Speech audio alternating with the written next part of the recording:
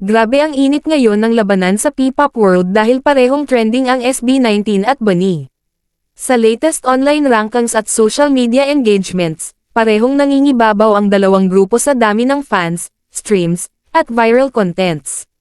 Ang SB19 naman, patuloy na pinapatunayan kung bakit sila tinatawag na Kings of P-pop dahil sa international recognition, sold-out concerts, at solid global fanbase na atin. Habang ang Bunny naman, lalong sumisikat worldwide matapos ang sunod-sunod nilang viral performances at historic achievements na pinag-uusapan ngayon sa social media. Sa TikTok at Facebook, hati ang opinyon ng netizens.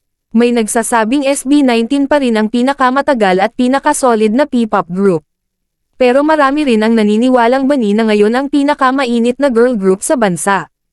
Pero para sa ibang fans, hindi naman daw dapat pag-awayin dahil parehong nagdadala ng karangalan sa OPM at P-pop ang dalawang grupo.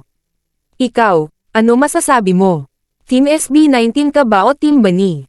Comment mo sa baba at huwag kalimutang mag-follow para sa latest showbiz updates.